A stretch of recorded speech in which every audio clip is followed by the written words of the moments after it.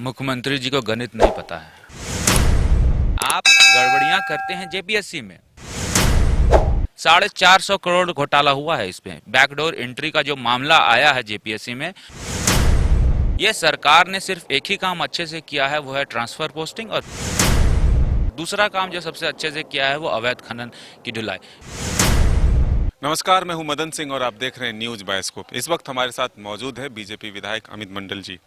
अमित जी, आप सुने होंगे कि मुख्यमंत्री ने क्या कुछ कहा है जेपीएससी को लेकर के। आपकी पहली प्रतिक्रिया क्या हो? देखिए, मुख्यमंत्री जी को गणित नहीं पता है। मुख्यमंत्री जी को यह नहीं पता है कि जेपीएससी में कोटेवार जब आरक्षण होता है, जिसमें 60% तो आप स्थानीय ही लोग होते हैं जो कोटे का आरक्षण का लाभ लेते हैं, शेष बचे हुए 40% में मान लीजिए कि ओवरऑल 25% बाहर के लोग आ गए। इसका मतलब है कि 40% के कोटे में 50% से ज़्यादा बाहरी हैं। और ये इसलिए हुआ क्योंकि आपको पता होगा कि जो पीटी हुआ, पीटी में दो पेपर हुए, एक झारखंड विशेष था, एक जनरल नॉलेज था। झारखंड विशेष में मैंडेटरी 40% मार्क्स लाना अनिवार्य था, लेकिन इन्होंने एवरेज कर दिया। इसका मतलब क्या हुआ, बाहरी लोगों ने ज़्यादा अपियर किया।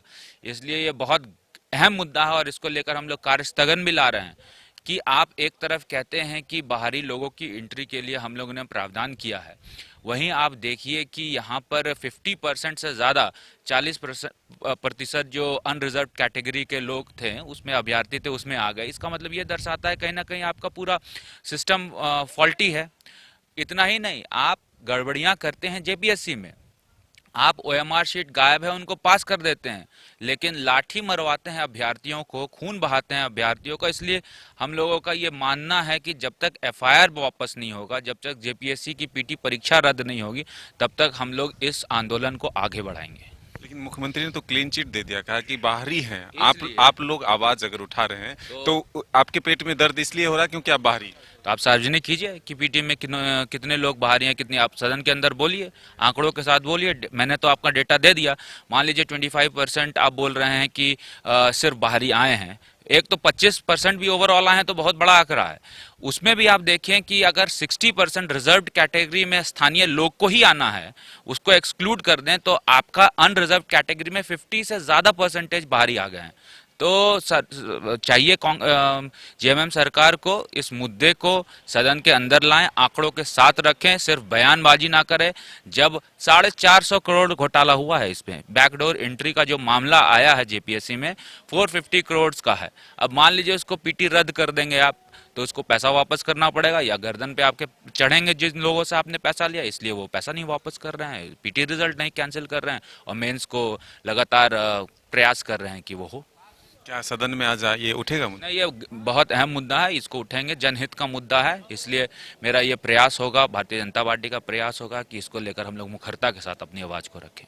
सरकार के अब 2 वर्ष पूरे होने जा रहे हैं। क्या लगता है कि जिस उद्देश्य के साथ या जिस वादे के साथ सरकार आई थी उस वो पूरा हुआ है? आप देखिए ना कि किन मुद्दों को सरकार ने पूरा किया है। क्या 5 लाख सरकारी नौकरी दे दी? क्या आपने 3 लाख आवास का दे दिया? क्या आपने ऋण माफ कर दिया? क्या आपने धान क्रय कर दिया? क्या आपने किसानों के लिए काम किया? क्या आपने विकास के लिए काम किया? क्या आपने बजट का पूरा पैसा फंड एलोकेट कर दिया?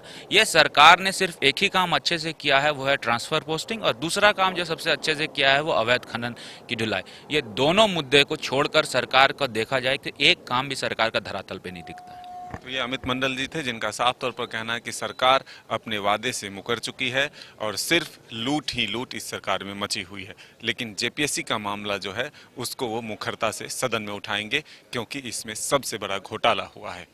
कैमरा पर्सन विकास के साथ मदन सिंह, न्यूज बायोस्कोप, रांची।